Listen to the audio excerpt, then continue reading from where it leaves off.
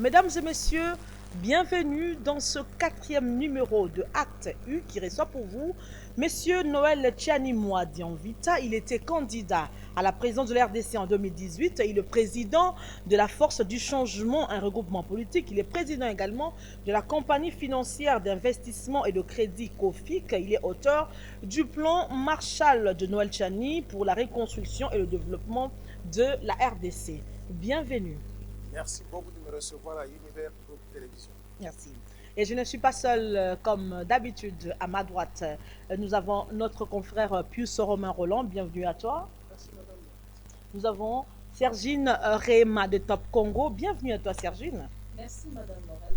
Et nous avons aujourd'hui Jacques Kini de Univers Groupe Télévision. Bienvenue à toi, Jacques Kini. Merci beaucoup, c'est un plaisir.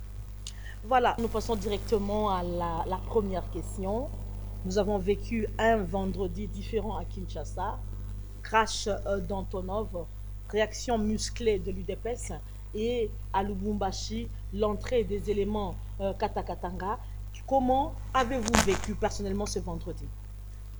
C'était un vendredi de beaucoup de tristesse, non seulement pour moi, mais également pour le peuple congolais. Parce que depuis un certain temps, il y a une succession de mauvais événements qui s'abattent sur la République démocratique du Congo. C'est depuis quelque temps qu'on entend des avions qui tombent un peu partout, les trains qui déraillent, des camions qui font des accidents mortels. Et cette fois-ci, l'accident de l'Antonov 72 a pu toucher même le cœur du pouvoir de la République démocratique du Congo. Ça menaçait la stabilité de la RDC.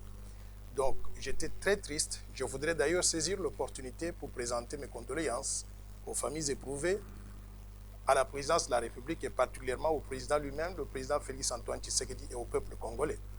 Nous avons besoin de pouvoir retrouver la sérénité en tant que pays, et j'invite sincèrement ceux qui sont impliqués dans l'enquête qui se poursuit actuellement sur cet avion qui est tombé.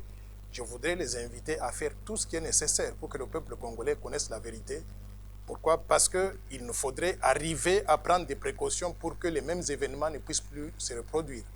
Je voudrais rappeler aux téléspectateurs le fait qu'il y a quelques années, on a eu un avion similaire venu donc d'Europe de l'Est qui s'était écrasé sur le marché Tipka, emportant beaucoup de vies humaines. Nous avons encore la répétition de l'histoire aujourd'hui. Il nous faudrait nous poser la question de savoir si ces avions qui viennent d'Europe de l'Est, qui viennent de la Russie, sont adaptés aux conditions de navigation ici en République démocratique du Congo, ou bien il y a des problèmes techniques que le peuple congolais doit savoir pour que nous puissions prendre des précautions. Pourquoi les autoriser encore à circuler donc dans les vols aériens congolais? Pourquoi ne pas interdire la circulation de ces avions ici? Et voilà, et selon les dernières nouvelles, le crash a eu lieu au Sankourou. L'avion transportait la garde rapprochée du chef de l'État, le chauffeur du président de la République. Et nous avons vu la réaction musclée de l'UDPS tout de suite après ce crash. L'UDPS, le combattant en barricade et la route, le combattant qui réclamait la fin de l'alliance FCC-CACH. J'ai suivi cela aussi avec beaucoup d'intérêt. Je ne mettrai pas cela sur le dos de l'UDPS simplement. Je dirais la réaction du peuple congolais. Tout le monde était traumatisé d'entendre qu'un avion présidentiel est tombé dans des conditions qui ne sont pas claires. Je pense que tout le monde voudrait connaître la vérité et c'est pour cela que je souligne la nécessité de l'enquête qui est en cours pour que nous puissions savoir réellement qu'est-ce qui s'est passé. Je peux comprendre la réaction de ceux qui sont montés donc dans les rues à Limete. C'est une réaction donc d'émotion sur le tas. Quand vous entendez une nouvelle de ce genre, vous ne savez pas exactement la cause et on a tendance à réagir peut-être donc à l'extrême. Tout ce que moi je peux dire, c'est inviter tout le monde au calme pour que l'enquête puisse se dérouler dans de bonnes conditions et qu'on arrive à connaître la vérité. Il y a des internautes qui ont réagi pour dire que l'UDPS s'est comporté comme si nous étions dans un régime partitocratie. Je ne supporte pas la violence, quelle que soit la justification. Quand il y a un événement qui se passe, je pense que tout le monde doit pouvoir garder le calme. On doit laisser les autorités compétentes mener les enquêtes nécessaires.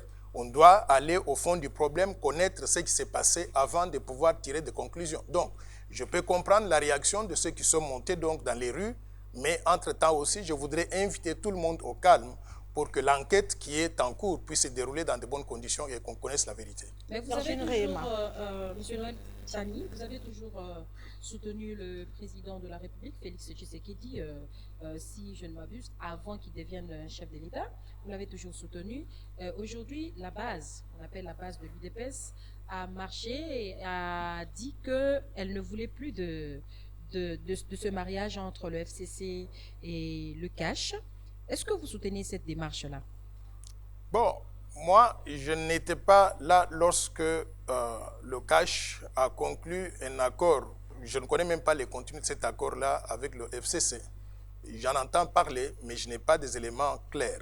Non, les éléments sont là, par exemple, je peux comprendre pourquoi la base réagit de cette façon-là. Mais je vous dirais, c'est que moi, en tant que Noël Tchani, c'est que j'ai comme réaction. Je voudrais inviter le président de la République à opérer des changements le plus rapidement possible. Pourquoi? Parce qu'à tous les niveaux de l'administration congolaise, les gens veulent voir le changement. Les gens ne veulent pas qu'on ait l'impression qu'il y a une coquille qui reste intacte et qu'on a juste changé donc la tête de la tortue. On a besoin d'avoir des changements à tous les niveaux et je voudrais inviter le président de la République à accélérer le processus de réforme, le processus de mise en place de toutes les autorités publiques. Par exemple, on a fait le gouvernement, mais il y a des entreprises publiques, il y a d'autres services au niveau de l'armée, de la police. À tous les niveaux, j'invite le chef de l'État à accélérer le processus de mise en œuvre, de mise en place de ces nouvelles autorités, des nouvelles personnes qui peuvent s'inscrire dans sa vision de développement pour qu'on puisse mettre en place, qu'on puisse mettre en œuvre sa vision à lui plutôt que de conserver donc les mêmes personnes donc dans le passé qui ont été peut-être responsables de la mauvaise situation du pays que nous connaissons aujourd'hui.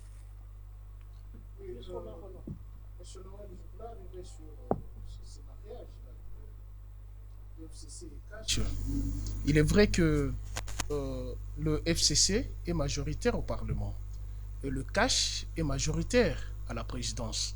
Mais la base dont on se réfère, même si vous ne voulez pas citer les noms, vous dites que c'est l'opinion publique nationale, comme vous avez argumenté dans le CACH, mais c'est déterminé que c'est la base de l'UDPS, puisque le secrétaire général de l'UDPS était face à ces publics.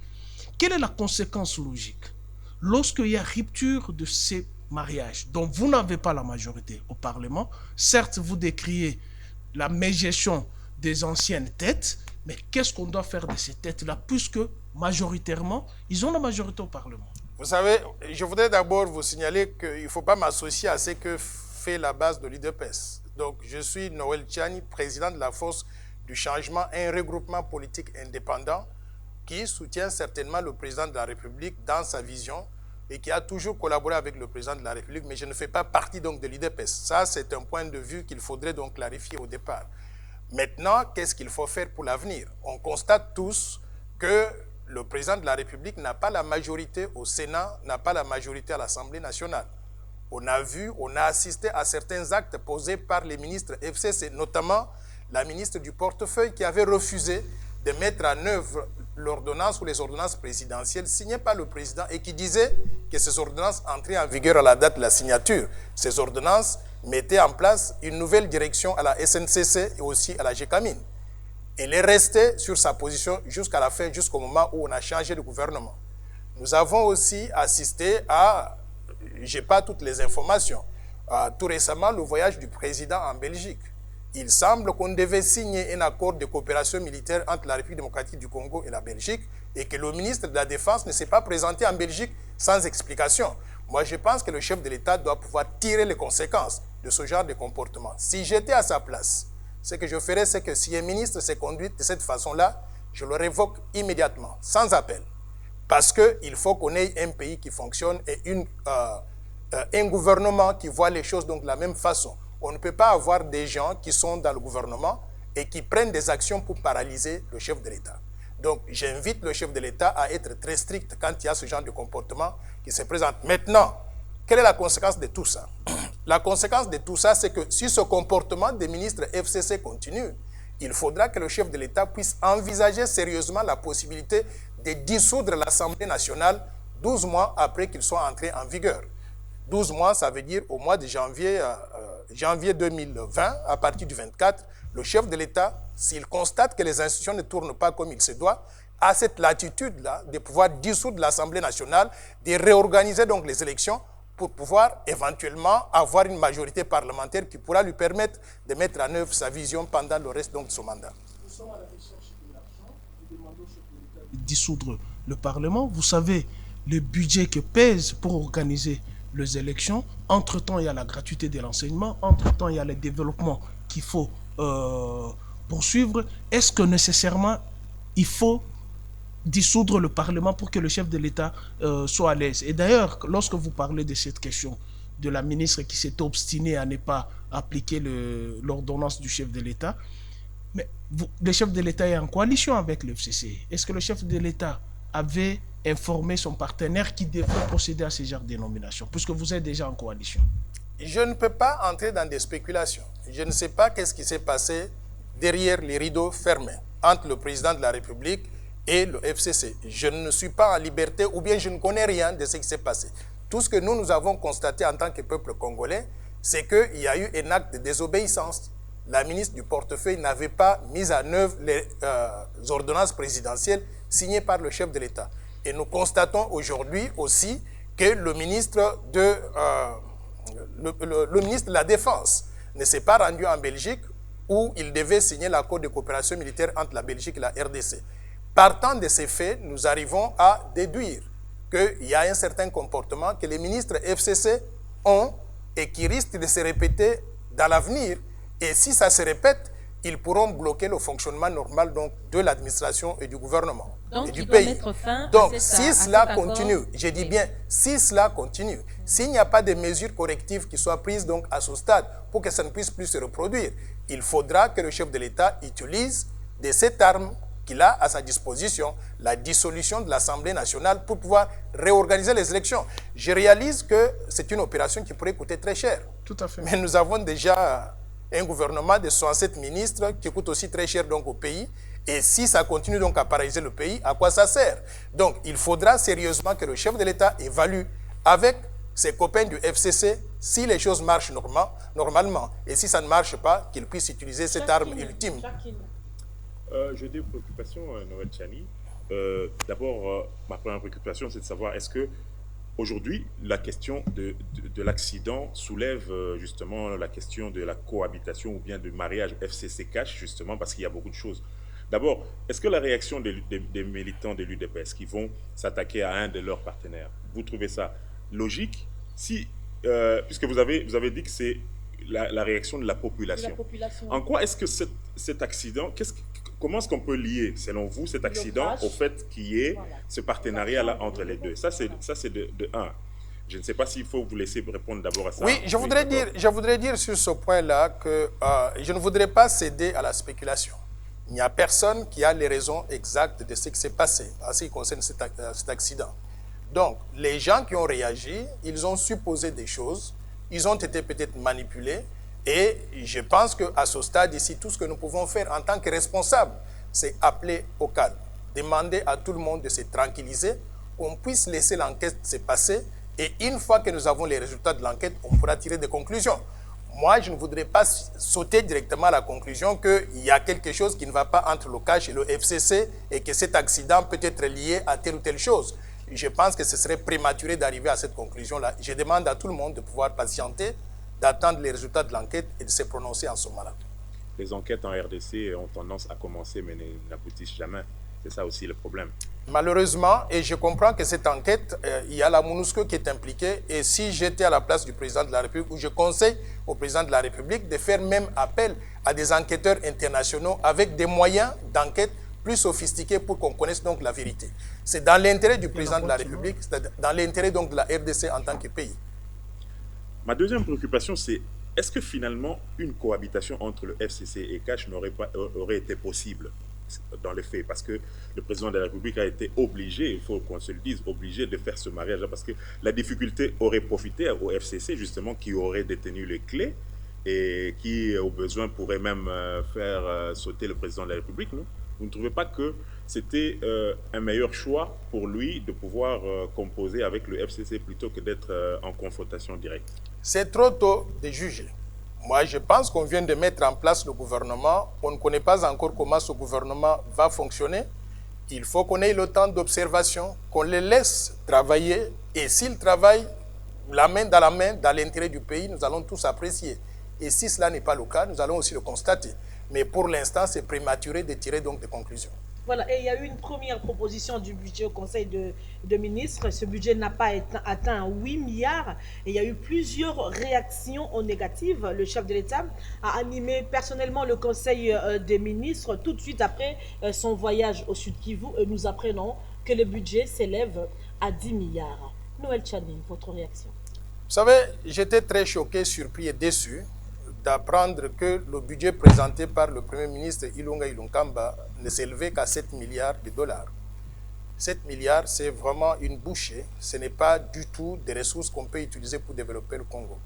Ce pays, c'est un pays très riche. Nous avons 1100 minéraux métaux précieux différents, d'une valeur de 38 000 milliards de dollars. Donc nous sommes capables d'avoir un budget semblable à celui de l'Union européenne. Quand on compare les pays africains, l'Angola à côté a un budget de 66 milliards de dollars. Le Nigeria, 581 milliards de dollars par an. Il n'est pas acceptable que la République démocratique du Congo ait un petit budget de 7 milliards. Et d'ailleurs, aujourd'hui, je me pose même des questions par quelle magie on est passé donc d'un jour à l'autre de 7 milliards à 10 milliards de dollars. Tout ça, ça ne fait pas... Le chef d'État a pesé de son poids. Il a pesé de son poids, mais voilà. Qu'est-ce qui fait que le Premier ministre et son gouvernement n'avaient pas pu identifier donc ces recettes additionnelles? Moi, d'ailleurs, je trouve qu'un budget de 10 milliards de dollars, ce n'est pas suffisant pour la République démocratique du Congo. Pourquoi? Parce que je voudrais vous amener à une réflexion. L'ancien conseiller spécial du président de la République en matière de lutte contre la corruption, Luzolo Bambi, avait déclaré que chaque année, la RDC perd de 10 à 15 milliards de dollars sous forme de fraude fiscale et de détournement des fonds publics. De 7 à 10 milliards de dollars, de 10 à 15 milliards de dollars. Et nous savons aussi que l'ancien président sud-africain, qui avait conduit ici en 2013 une mission du panel des experts africains, était arrivé à la conclusion que 85% des revenus des ressources naturelles ne vont pas dans le budget national. Ce que ça veut dire, c'est que notre budget national, chaque année, représente environ 15% de ce qu'il devait être. J'aurais souhaité que le gouvernement ait un peu plus d'imagination pour arriver à identifier ces poches de problèmes pour qu'on puisse récolter plus de recettes publiques, qu'on puisse augmenter le budget. Moi, quand j'ai préparé le plan Marshall de Noël Tchani pour la reconstruction et le développement de la RDC, qui est notre vision de développement dans la force du changement, nous avons estimé que pour développer la RDC sur une période de 15 ans, on aura besoin d'un budget de 800 milliards de dollars. Mais pendant les 5 premières années, année après année, pendant les 5 premières années, on peut fonctionner avec un budget de 20 milliards de dollars. Donc, les 10 milliards que le gouvernement a adoptés aujourd'hui représentent à peine 50% de ce que nous avons pensé. Si élu président, vous seriez capable de mobiliser 20 milliards pour la première année? Je vous dis oui, et je vais vous répondre pourquoi. Parce que nous aurions mené une lutte acharnée contre la corruption, la prédation des ressources naturelles, les détournements des fonds publics. Je n'ai aucune tolérance pour ceux qui détournent les fonds de l'État, qu'on peut utiliser pour construire les écoles, construire les hôpitaux, payer les enseignants et les professeurs. Donc, dès la première année, j'aurais annoncé les couleurs en faisant une lutte frontale, une lutte acharnée contre les détourneurs de fonds publics. C'est pour cela que je suis très mal à l'aise. Personne ne serait épargné. Et je peux vous dire une chose, c'est que quand on a eu un passé et qu'on veut on ne veut pas regarder ce passé va nous suivre dans l'avenir. Il faut amener les gens devant la barre, il faut les juger, chacun doit répondre de ses actes. Et si on ne peut pas faire cela, on a instauré officiellement le système d'impunité. Et le système d'impunité va nous donner année après année des petits budgets que nous avons aujourd'hui. Monsieur Noël Tchani, je comprends que, selon ce que vous venez de dire, que ce budget ne représente même pas les recettes ou ne correspond pas au fait, ne va pas répondre aux attentes de la population. Mais en tant qu'économiste, vous connaissez maintenant le budget, les chefs de l'État pesé de son poids, comme l'a dit ma collègue ici. Maintenant, en tant qu'économiste, quelles sont les différentes mesures d'encadrement que le gouvernement devrait prendre pour que nous ayons finalement un budget à la taille quand même de notre pays? Oui, comme je l'ai dit tout à l'heure, il nous faudrait déjà regarder les informations que nous avons. Le Zolo Bambi nous a dit, chaque année, Le RDC perd de 10 à 15 milliards de dollars sous forme de fraude fiscale, détournement des fonds publics. Ce que nous devons faire, la première des mesures, c'est d'appeler le Zolo Bambi, de mettre en place avec lui la commission de lutte contre la corruption et de lui demander tous les dossiers qu'il avait sur les corrompus et les corrupteurs qui l'ont amené à la conclusion que chaque année, la RDC perd de 10 à 15 milliards de dollars. Prendre ces dossiers-là, ceux qui étaient accusés dans ces dossiers, on les traduit devant la barre parce qu'ils étaient protégés sous l'ancien régime. Aujourd'hui, il n'y a pas de raison qu'on ne puisse pas fouiner dans le passé. Il n'y a pas de raison qu'on puisse protéger ces criminels Protégés économiques. par un régime qui est partenaire au régime actuel. Oui, mais moi je voudrais croire qu'on a opéré donc un changement pacifique à la tête du pays et que nous avons aujourd'hui tourné la page de la mauvaise gouvernance à la bonne gouvernance. Parce que si on n'a pas fait cela, à quoi aura servi l'alternance démocratique au sommet de l'État? Mais hormis la corruption, on parle aussi de la transformation de nos ressources naturelles. Je pense qu'il faudrait aussi y penser. Il ne faut pas seulement se focaliser sur les gens qui ont été corrompus ou qui ont corrompu, mais il faut aussi penser sur la transformation de ce que nous avions comme potentialité. J'arrive, je suis tout à fait d'accord, mais je voudrais, laissez-moi finir mon raisonnement. C'est que, d'une part, il faut une lutte acharnée contre la corruption, les détournements de fonds publics, la fraude fiscale, la fraude douanière et consorts. D'autre part, il faut remplacer tout le monde, tous ceux qui ont fait partie de l'ancien régime, dans les régies financières, dans les entreprises publiques, qui ont privatisé ces entreprises de l'État ou ces offices donc de l'État. Il faudrait les changer, qu'on ait donc de nouvelles personnes avec une nouvelle vision qui s'inscrivent. Des nouvelles personnes qui appartiennent à la même famille politique. On peut avoir... Non, moi je pense que le chef de l'État doit être libre de choisir qui il veut. S'il considère que monsieur tel, madame tel est un expert dans son domaine et peut apporter de la valeur donc à la RDC, on n'a pas besoin d'avoir un DG d'une entreprise qui soit nécessairement membre d'un parti politique. On peut prendre des gens qui soient des technocrates, des gens qui sont connus pour leur professionnalisme, pour leur intégrité, des gens qui peuvent ajouter de la valeur à la République démocratique du Congo. Ça, c'est deux. Troisième chose, je voudrais rappeler à tous les téléspectateurs que le Congo est entouré de 9 pays voisins. Certains de ces pays prennent avantage des ressources naturelles congolaises. Je donne l'exemple de l'Angola ici à côté. Nous avons le pétrole du côté de l'océan Atlantique. C'est exploité du côté des Cabinda. On soutire le pétrole congolais sous le sol, sous l'océan, et le Congo ne bénéficie absolument pas de ces ressources pétrolières. Il nous faut mettre en place immédiatement des commissions mixtes pour pouvoir travailler sur ces questions avec des pays voisins, avec l'Angola pour le partage du pétrole, avec le Rwanda pour le partage du gaz méthane dans le lac Kivu, avec l'Ouganda pour le partage du pétrole dans le lac Albert.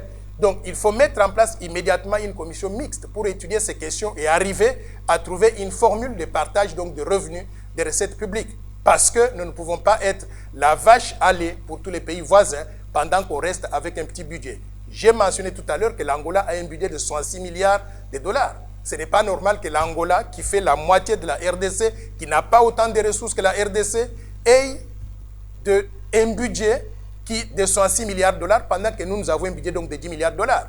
Donc, par tous ces mécanismes-là, je pense que nous pouvons arriver à augmenter considérablement les budgets de l'État. Mais le nouveau code minier alors, on a un nouveau code minier. Le FCC avait tant vanté le code minier qui devait booster l'économie, changer les conditions de vie des Congolais.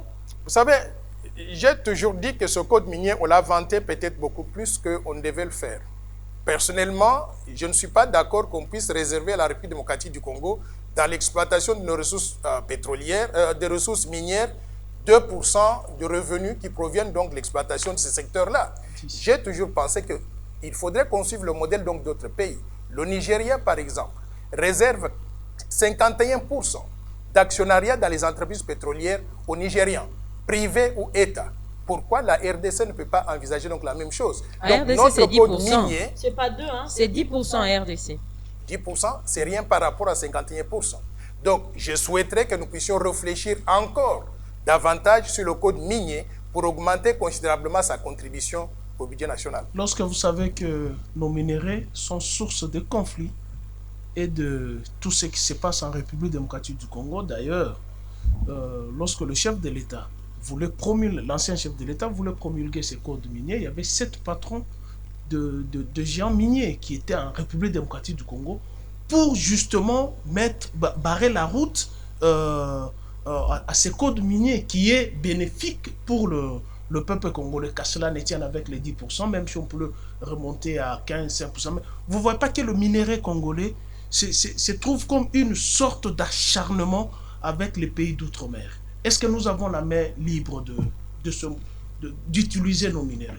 La RDC n'est pas moins libre que d'autres pays africains qui ont aussi des ressources naturelles.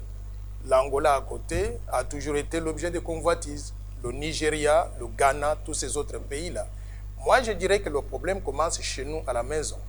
Quand vous allez pour négocier toutes ces choses-là, il faut aligner les meilleures personnes possibles, qui peuvent parler avec autorité, et quand ils parlent, les autres reconnaissent que la RDC est valablement représentée. Quand on prend n'importe quel bimbo pour représenter la RDC, il se fait dribbler devant ces gens, il se fait intimider. Moi, je vais vous dire une chose. Aucune entreprise multinationale n'a le pouvoir, n'a le droit de pouvoir dicter à la RDC ce que la RDC ne veut pas faire. Si une entreprise n'est pas d'accord avec notre point de vue, elle peut plier bagage et nous laisser tranquilles et partir. Donc, il y a des entreprises qui ont essayé de nous faire donc ce chantage-là, mais si nous sommes bien représentés en tant que pays, nous allons pouvoir mobiliser toutes les ressources humaines qu'il faut au niveau de la RDC, au niveau international, pour faire valoir donc notre point de vue afin que les intérêts congolais soient préservés. Donc, ne soyons pas effrayés par une compagnie multinationale parce qu'elle menace de faire ceci ou cela. À la fin de la journée, ceux qui menacent, on les prie simplement de plier bagages et de partir. Et ils seront remplacés par d'autres. Aujourd'hui, le monde est devenu un village planétaire. On a des entreprises américaines, européennes, asiatiques, japonaises, coréennes. Si une entreprise donc d'un continent quelconque ne veut pas jouer le jeu, elle sera remplacée par les entreprises qui viennent d'autres continents.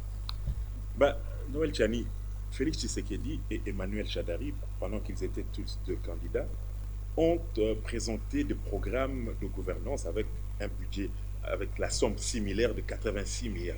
Si on prend 86 milliards, ça nous fait pratiquement 17,2 milliards par an. Donc, on pouvait bien s'attendre à un budget qui pourrait avoisiner les 17 milliards. Comment est-ce que ces deux visions mises ensemble dans une coalition ont du mal à pouvoir nous donner un budget qui aille dans cette échelle-là, selon vous? Je vous dirais que la meilleure vision aurait été celle que moi j'ai présentée. Et je vous dis que j'avais bien évalué. Regardez bien les élections en 2006 et en 2011. Aucun candidat n'avait un budget chiffré dans des milliards. Noël Tchani, en 2016, publie le livre intitulé « La force du changement, un plan Marshall pour la reconstruction de la RDC ». Je présente mon programme avec un budget de 800 milliards de dollars sur 15 ans, en disant que la première année, nous allons vivre avec un budget de 20 milliards de dollars chaque année pendant les 5 premières années. Donc pour la première mandature, donc les 5 ans, j'ai présenté un budget donc de 100 milliards de dollars. Comment expliquer que tous les autres candidats dans la course sont venus avec des budgets qui avoisinaient cela? Beaucoup ont adopté mes idées, mais sans savoir exactement ce qu'il y avait derrière. Je vais vous dire que pour arriver à réaliser ce budget-là, c'est faisable en République démocratique du Congo. Mais pour le faire, il faut être comme moi. N'avoir jamais été corrompu. Lorsqu'on n'est pas dans le pouvoir de discours, Noël Tchani, mais lorsqu'on est sur place, Tshisekedi l'a reconnu. Hein. Je vous dis une chose, c'est que n'avoir jamais été corrompu, je vous dis une chose, que n'avoir jamais été corrompu, c'est-à-dire n'avoir aucune tolérance pour la corruption. Moi, à la place du président Félix Tshisekedi, je mettrai tout le monde au cachot, tout celui qui met la caisse dans les caisses de l'État. Et si vous faites ça avec un individu, un deuxième, vous allez voir que tout le monde va se mettre au garde-vous. Donc, j'invite sincèrement le président de la République à mettre en place le plus rapidement possible la commission de lutte contre la corruption, les détournements de fonds publics et à n'avoir aucune pitié. Si vous avez des collaborateurs qui font ces choses-là, vous les sacrifiez en premier. Ils vont au cachot et quand ils sont jugés publiquement, on les envoie au cachot, on confisque tout ce qu'ils avaient. Une personne, une deuxième et une troisième. Les gens vont se mettre au garde-vous. Si les gens pensent que je suis en train de prêcher simplement dans le désert, je ne le fais pas. Je vais vous dire une chose, c'est que essayons une fois et vous allez voir que le Congo va augmenter son budget considérablement. Je voudrais d'ailleurs vous donner un exemple concret. Le président du Nigeria, le président Buhari, il a fait la même chose. Le Nigeria est corrompu, aussi corrompu que la République démocratique du Congo. Et vous savez quoi? En mettant en place une commission de lutte contre la corruption et les détournements de fonds publics, le Nigeria recouvre chaque année 15 milliards de dollars. 15 milliards de dollars, si on recouvre ça en République démocratique du Congo, ajouté au budget que nous avons de 10 milliards de dollars, nous avons déjà un budget de 25 milliards de dollars. ce qui est dans les limites de ce que je propose, au moins 20 milliards de dollars par an pendant les 5 premières années. Parlons émergence de la RDC, M. Noël Tchani. Vous étiez vous-même, vous êtes un ancien, si je ne me trompe pas, de la Banque mondiale, vous êtes économiste. On a toujours dit que les institutions de Bretton Woods, dont les FMI, la Banque mondiale, ne travaillent pas pour le développement des États. Alors, pour ce qui est le cas de la République démocratique du Congo, est-ce que vous pensez que la République démocratique du Congo, son émergence, peut compter sur la Banque mondiale ou les FMI? Je voudrais que les Congolais comprennent qu'après avoir passé 30 années à travailler pour la Banque mondiale à Washington, après avoir passé 40 ans à travailler non seulement pour la Banque mondiale, mais également pour les banques américaines, donc aux États-Unis, je suis arrivé à la conclusion de ceci. Et d'abord, j'ai travaillé sur 85 pays différents, sur 5 continents. J'ai aidé certains pays et j'ai vu ces pays-là faire des progrès. Comme le Sénégal. Je suis arrivé, le Sénégal, le Cap-Vert, le Botswana, ainsi de suite, l'Indonésie, et j'en passe. Je suis arrivé à la conclusion que pour qu'un pays se développe, il ne faut pas trop compter sur quelqu'un qui vient de l'extérieur. Il faut compter sur ses propres forces. Je veux que les Congolais comprennent que ce qui va développer la RDC, c'est le peuple congolais. Aucune autre institution ne va le faire à la place du peuple congolais. Donc j'invite encore ceux qui rêvent encore de pouvoir ouvrir les yeux et de réaliser que notre développement dépend de ce que nous allons faire en tant que Congolais. Il faut aligner les meilleurs des Congolais dans les meilleurs postes possibles pour qu'ils puissent mettre en place une véritable vision de développement pour la RDC et qu'ils mettent en œuvre cette vision-là. Si on le fait, on peut faire appel à d'autres personnes, à d'autres institutions, à d'autres pays pour nous accompagner. Mais il ne faut pas que ces institutions ou ces pays ou ce monde extérieur soient dans la chaise de ce que j'appelle le conducteur. Il faut que les Congolais soient dans le siège du conducteur et en ce moment-là, les autres qui veulent nous aider doivent s'inscrire dans notre vision à nous. C'est pour ça que j'ai proposé le plan Marshall de Noël Tchani pour la construction et le développement de la RDC. C'est une véritable vision. J'invite tout le monde à prendre connaissance de cette vision. J'invite d'ailleurs les membres du Parlement et du Sénat à en prendre connaissance. S'ils le souhaitent, on peut présenter cette vision là-bas, au niveau du Parlement et du Sénat, qu'on puisse la modifier avec des commentaires de tous, mais qu'on adopte à la fin une vision qui sera la Bible du développement pour la République démocratique du Congo. Et en ce moment-là, on va mettre le peuple congolais dans le siège du conducteur et les autres peuvent nous accompagner.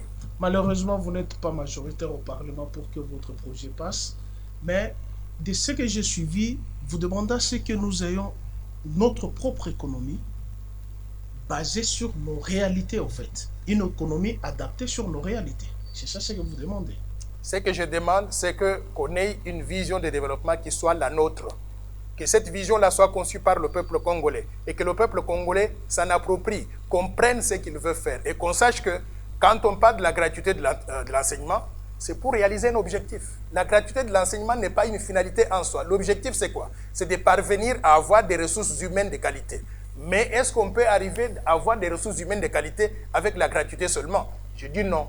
Il faudrait qu'on ait la gratuité de l'enseignement au primaire, la gratuité de l'enseignement au secondaire, qu'on donne des bourses d'études aux étudiants à l'université, qu'on réhabilite les salles de classe au primaire, secondaire et universitaire, qu'on crée de nouvelles salles de classe, qu'on construise de nouvelles écoles en nombre suffisant pour qu'on puisse baisser le ratio du nombre d'élèves par classe, par exemple de 200 aujourd'hui à 35 au maximum, pour que l'enseignant qui va être face à ses élèves puisse avoir le temps à consacrer à chaque élève, qu'on puisse augmenter maintenant les salaires de tout le monde, de tous les enseignants, pour que quand un enseignant donc enseigne, qu'il gagne son salaire, que ce salaire soit à mesure de lui permettre de vivre correctement, comme ça, il n'est pas tenté par la corruption. Donc, si on fait ce programme compréhensif, on va aboutir à des ressources humaines de qualité.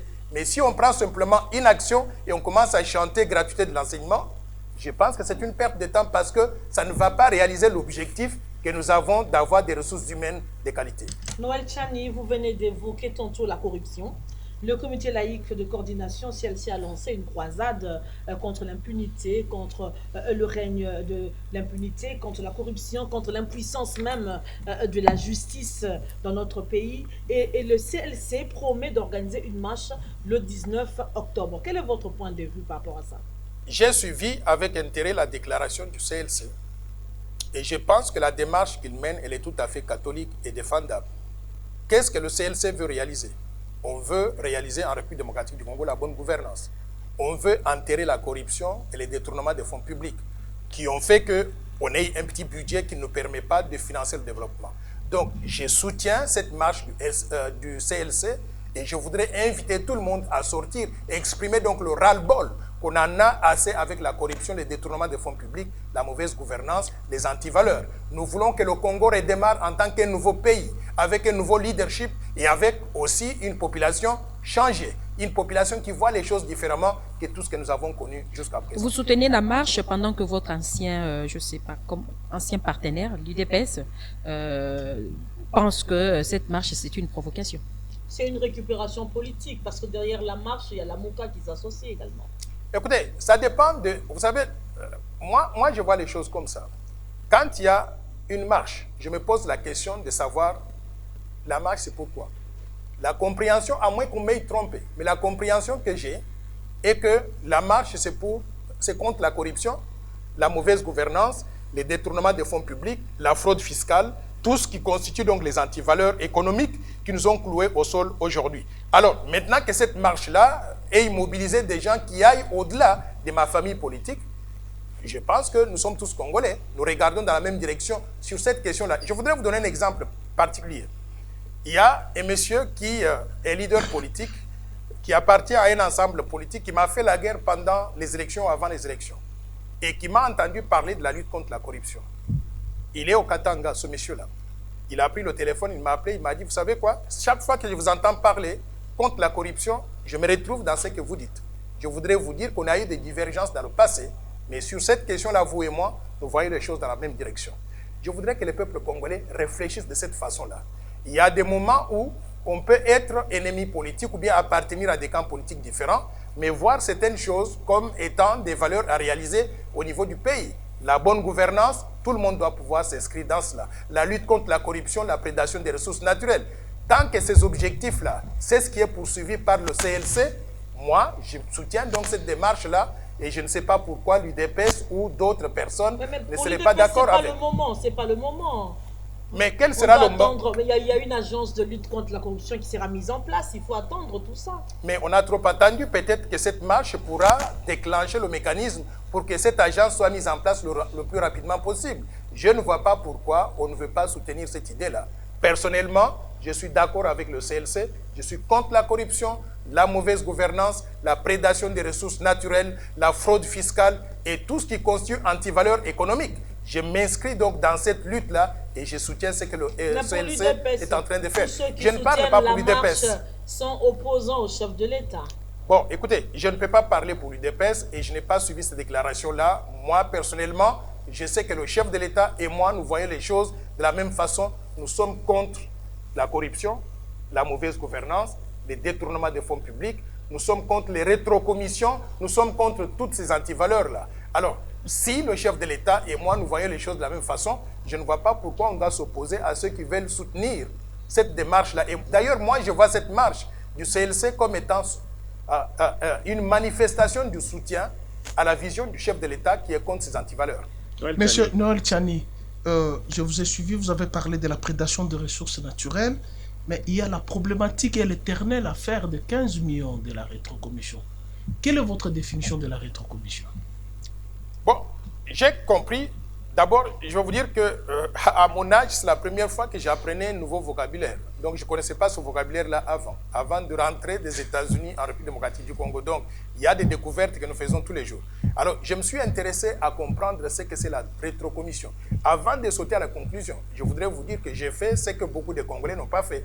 Je suis allé rencontrer le président de la Cour des comptes, j'ai rencontré le président de l'inspection générale de la territoriale, et j'ai rencontré l'inspecteur général des finances.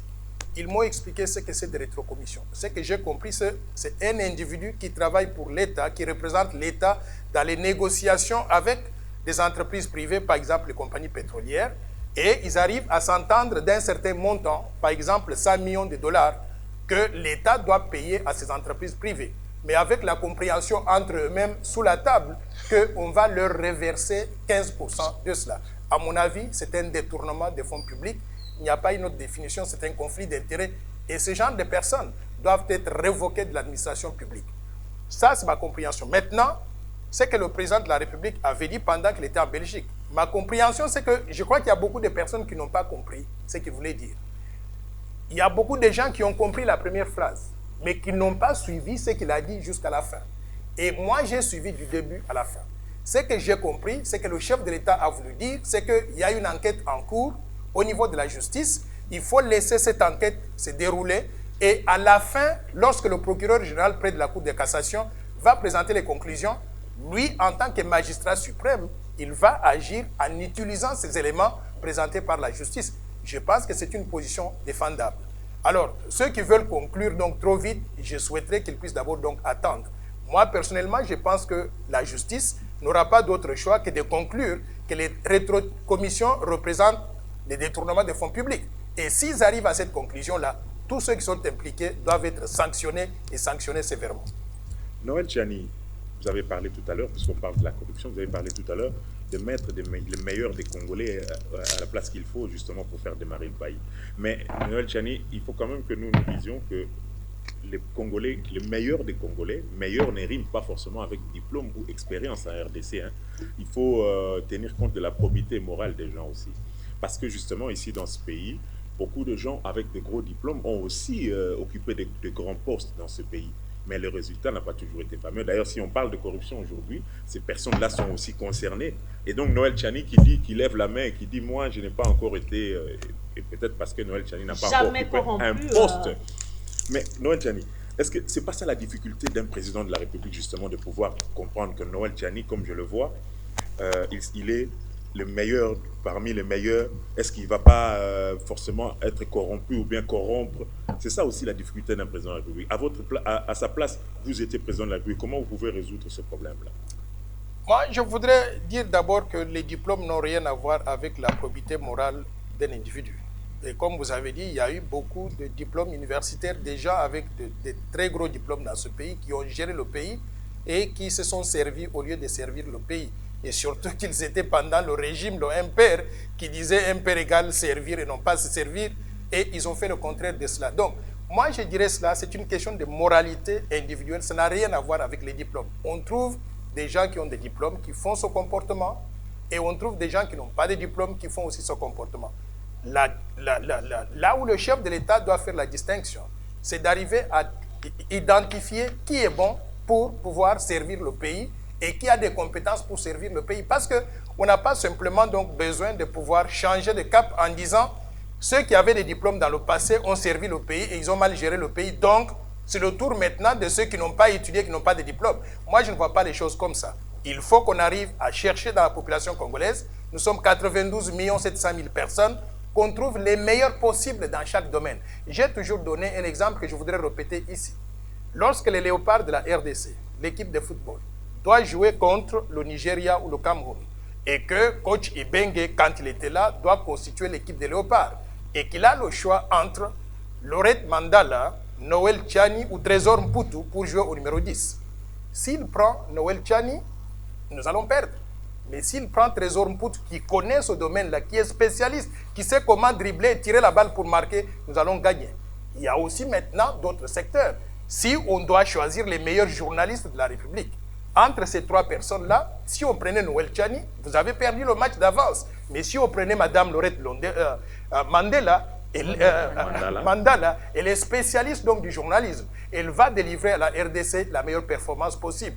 Chacun de nous est bon à quelque chose. Le rôle du chef de l'État ou du chef du gouvernement, c'est d'identifier ses talents et de lier chaque individu à une expertise quelconque pour que, en alignant cette expertise, on puisse avoir le meilleur de cette personne au profit de tout le peuple congolais et aussi au profit donc de la RDC.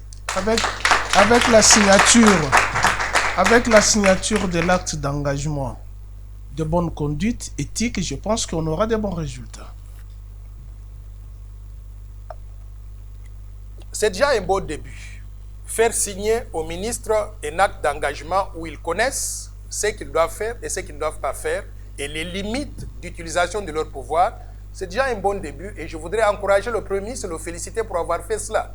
Mais maintenant, il faut aller sur le terrain. Chacun dans son domaine doit délivrer. On doit avoir des objectifs très clairs, très précis. Je vous donne l'exemple. Nous avons le domaine monétaire. Le domaine monétaire, c'est une honte pour la République. Nous avions lancé le franc congolais en 1998 au taux de $1 égale à 1,3 francs congolais. Aujourd'hui, nous sommes à 1 dollar égal à 1700 francs congolais. En d'autres termes, le franc congolais a perdu plus de 120 000% de sa valeur initiale. C'est un échec patent. On attend quoi pour faire donc des changements? Donc, moi, je souhaiterais que... Au niveau de la Banque centrale. Changement, non pas simplement au niveau de la Banque centrale. La Banque centrale, elle a échoué, il faut changer tout le monde là-bas. Mais au-delà de cela maintenant, il faudrait voir au niveau de la politique économique Mais et budgétaire qui du on va gouvernement. mettre, J'arrive. Noël Tchani? Il y a une combinaison des facteurs qui font qu'un pays puisse avoir une bonne monnaie ou une mauvaise monnaie. Cette combinaison des facteurs, c'est d'un côté la politique monétaire et d'échange que mène la Banque centrale, mais aussi la politique budgétaire et économique que mène le gouvernement. Il faut qu'il y ait une bonne cohésion entre ces deux-là, la Banque centrale et le gouvernement, pour qu'on nous délivre cette monnaie qui soit une monnaie crédible et qu'on mette fin à la dollarisation qui a complètement absorbé le franc congolais. Aujourd'hui, le dollar américain et l'euro représentent 95% de notre économie. Où est notre monnaie nationale? Nous sommes devenus ridicules. Nous avons, à travers la dollarisation, perdu la souveraineté monétaire nationale, l'exclusivité monétaire. Nous sommes en violation de la Constitution, l'article 170 de la Constitution. Qu'est-ce qu'il dit? Le franc congolais est la seule monnaie utilisable sur l'état du territoire national. Or, dans la pratique, nous avons le dollar et l'euro, le franc CFA, le kwanza, le kwacha, le shilling ougandais, le shilling tanzanien. Le franc congolais est devenu marginalisé. On ne l'utilise que quand on n'a pas de choix. Donc, nous avons échoué. Nous devons prendre conscience de cela et faire les changements qui s'opèrent au niveau de la politique économique, de la politique budgétaire, mais également au niveau de la Banque centrale. Vous vous sentez prêt et capable de diriger la Banque centrale du Congo? J'ai toujours été capable, Vous savez, ma spécialité, c'est ça. Candidat. Non, je n'ai pas dit, il n'y a pas de candidature. Je ne connais pas un endroit quelconque où on dépose les candidatures. Si l'on vous proposait, Noël Tchani, non, j'arrive, je voudrais dire ceci. La Banque centrale du Congo. Je voudrais dire ceci. Vous savez, chacun de nous a un hobby. C'est-à-dire, hobby en français, c'est quoi? À quelque chose qu'il aime faire. Et vous savez ce que moi j'aime faire? J'ai étudié les sciences économiques, option banque et finance, option marché financier, et j'ai étudié dans les meilleures universités de la planète où on forme des gens avec des connaissances de ce genre-là. Après avoir terminé, j'ai publié 6 livres. L'indépendance de la Banque centrale, l'obligation de rendre compte et l'impact sur la politique monétaire, application à la RDC, la bataille pour une monnaie nationale crédible. La monnaie nationale crédible dont je parle, c'est le franc congolais que je voudrais faire aussi bon que le dollar et l'euro. J'ai publié Vision pour une monnaie forte, plaidoyer pour une nouvelle politique monétaire au Congo. J'ai publié Building Credible Central Banks, Policy Lessons for Emerging Economies, c'est-à-dire comment bâtir la crédibilité des banques centrales et comment appliquer les meilleures leçons de politique monétaire aux pays en développement. Donc, toutes ces publications, je les ai faites sur la monnaie, le franc congolais, mais aussi donc le secteur financier. C'est ça mon domaine de prédilection. Malheureusement, j'ai travaillé ailleurs dans d'autres pays. J'ai aidé la BCA, la Banque centrale des États de l'Afrique de l'Ouest. J'ai aidé la Banque centrale des États d'Afrique centrale. J'ai aidé la Banque centrale d'Indonésie, la Banque centrale du Cap-Vert. J'ai aidé tous ces pays-là à avoir. Nous avons toujours été. Moi, je pense que, comme tout Congolais qui veut que la RDC aille de l'avant, nous sommes tous prêts à faire ce qui est nécessaire pour que notre pays puisse jouir de nos richesses naturelles nombreuses, mais également au bout du processus pour que notre pays puisse avoir une véritable monnaie nationale crédible. Et là, il faut Noël Tchani à la tête de la Banque centrale. Je n'ai pas dit ça. Voilà. Il y a beaucoup de gens. Il y a beaucoup de gens qualifiés comme moi. Mais je voudrais simplement que si le chef de l'État décide sur ces questions-là, qu'il choisisse la meilleure personne possible pour donner au peuple congolais la vraie monnaie dont nous serons tous fiers. Rappelez-vous, à l'époque, on avait un Zaïre égal à 2 dollars. Nous sommes capables d'avoir une monnaie aussi bonne qu'en ce moment-là. Et à ce moment-là, si on a cette monnaie-là, tout le peuple congolais sera très fier. Une question avant de passer la parole à plus Romain Roland, s'il vous plaît. Vous avez tantôt félicité la signature de l'acte d'engagement. Et il y a aussi le problème de la déclaration des biens par les membres du gouvernement à la Cour constitutionnelle. Nous vivons la déclaration à l'entrée, mais à la sortie, rien ne s'est fait, Noël Tchani. Je voudrais souligner encore une fois de plus que ça fait partie de ce que j'appelle les principes de bonne gouvernance. Les officiels de l'État doivent savoir qu'ils sont au service du peuple congolais. De la même façon qu'ils font déclaration de leur patrimoine à l'entrée en fonction, ils doivent aussi faire la déclaration de leur patrimoine à la sortie. Et on doit leur donner un temps, il y a un temps constitutionnel pour ça. Si quelqu'un ne veut pas s'exécuter, il a quelque chose à se reprocher. Et moi, je voudrais inviter le PGR, s'il est indépendant, à regarder dans toutes ces personnes qui ne veulent pas déclarer leur richesse. Il y a des gens que nous connaissons dans ce pays qui sont arrivés pieds nus et qui se retrouvent au bout de quelques temps des milliardaires chiffrés en dollars. Nous voulons savoir cet argent est venu d'où. Nous avons besoin qu'on respecte les lois de la République et tout le monde doit se conformer à cela. Oui, Noël Tchani, je vous ai suivi pertinemment bien avec vos livres que vous avez écrits. À quoi servent ces livres-là, votre expertise dans l'environnement économique congolais? Vous les avez mis dans votre tiroir ou vous utilisez seulement le plateau de la télévision pour le dire à l'opinion publique nationale? Est-ce que vous en donnez cours? Vous savez, le problème avec la RDC, c'est que les gens ne lisent pas. Tous les livres que je viens de mentionner sont publiés, ils sont sur les réseaux sociaux, ils sont dans les bibliothèques et tout le monde peut les commander à travers Amazon ou à la FNAC ou n'importe où. Donc, ils sont disponibles pour tout le peuple congolais. Et je voudrais inviter tout le monde à s'y intéresser. Parce que si personne ne lit, à la fin de la journée, à quoi aura servi ou bien à quoi auront servi les recherches que nous avons faites pour arriver à écrire ces livres et faire des recommandations. Donc, les livres sont publics. Ils peuvent être commandés par tout le monde sur les réseaux sociaux, sur Google, sur Amazon. Si vous avez des amis en Europe, demandez-leur d'aller à la FNAC, ils vont vous les acheter. Mais ils sont disponibles pour tout le monde, à tout le peuple congolais. Tout à l'heure, vous avez dit que vous avez accompagné beaucoup de banques africaines, de banques centrales africaines.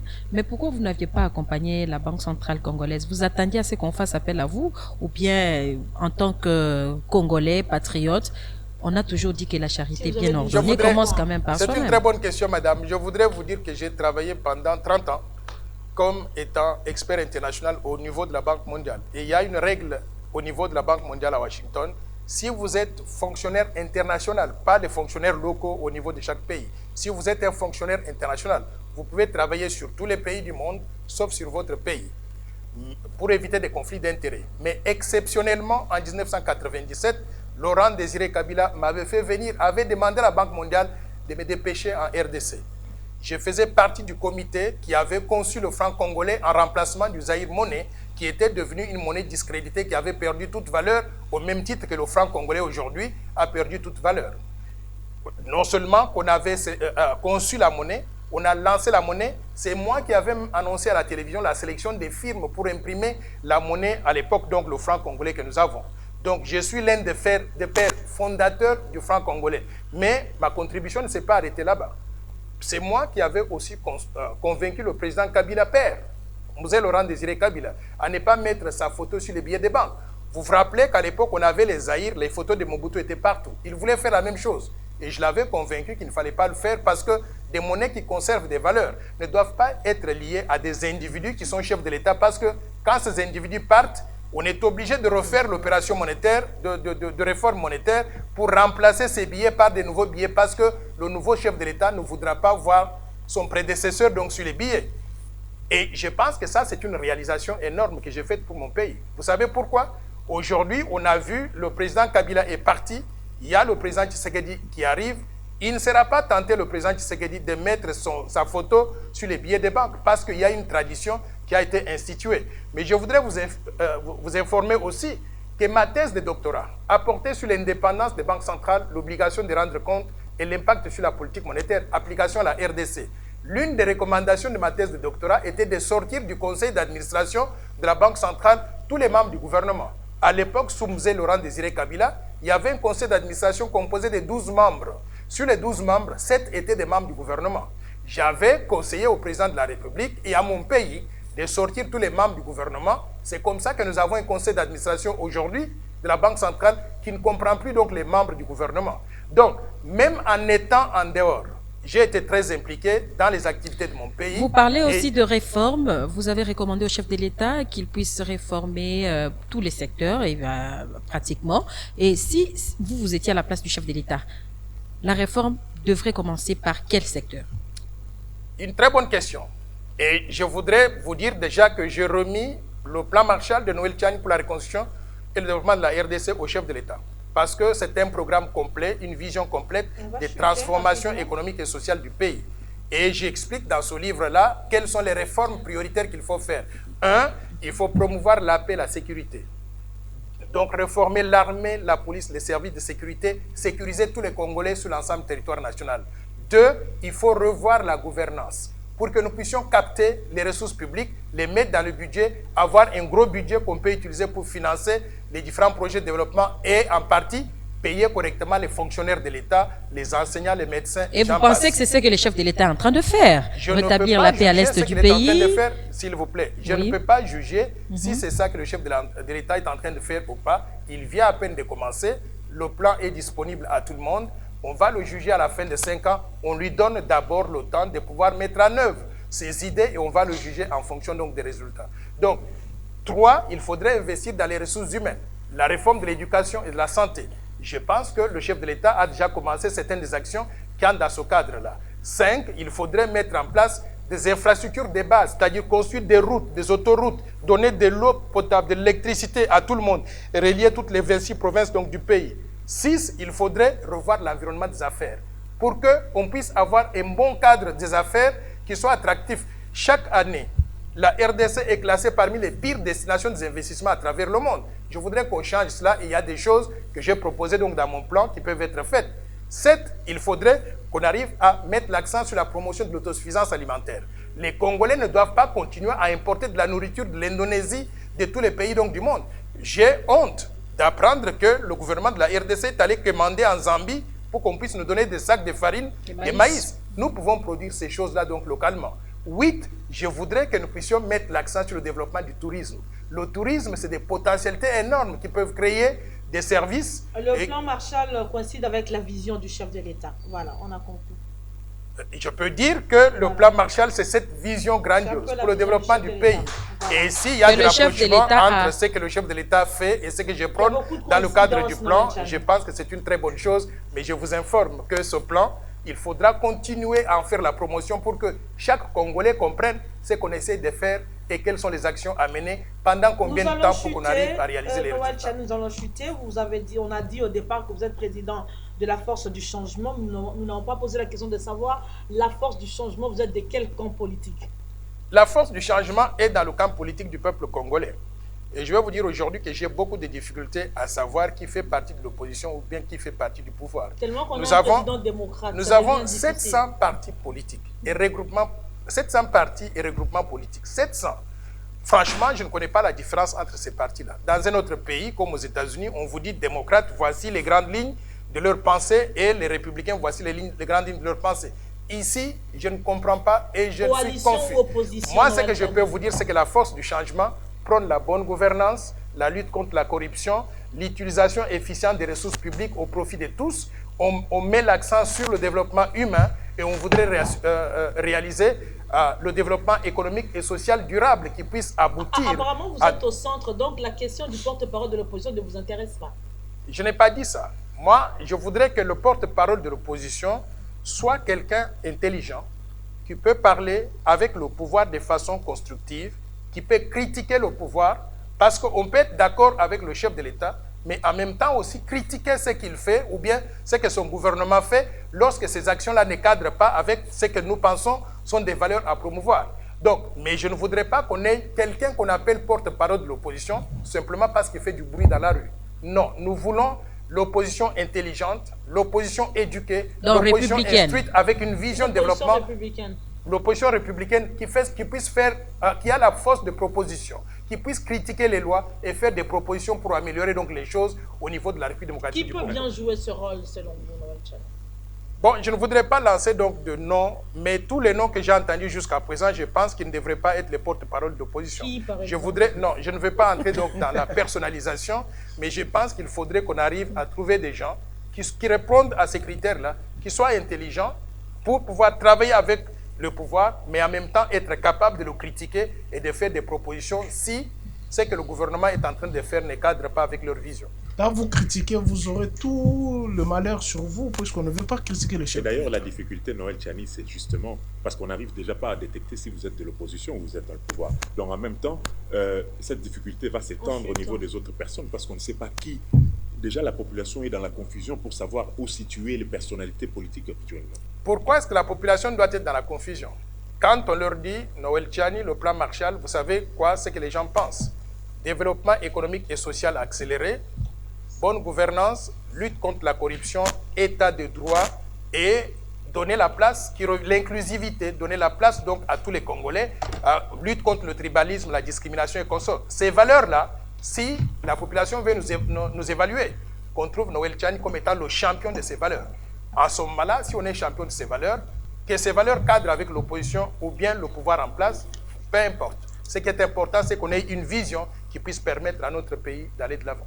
Voilà, une vision qui puisse permettre à notre pays d'aller de l'avant. C'est par ces propos de Noël Tchani Mwadianvita que nous mettons pratiquement fin à cette émission Acte U. Un grand merci à Noël Tchani pour avoir répondu à nos questions. Merci de m'avoir reçu ici et surtout avec toute mon équipe de la Force du Changement. Et j'apprécie beaucoup donc leur présence parce qu'ils m'ont donné du soutien nécessaire pendant cette émission. Voilà, un grand merci à mes collègues Sergine Reyema, puis Romain Roland et Jacques Kini. Nous vous donnons rendez-vous pour le prochain numéro à la même heure, à la même chaîne. Merci.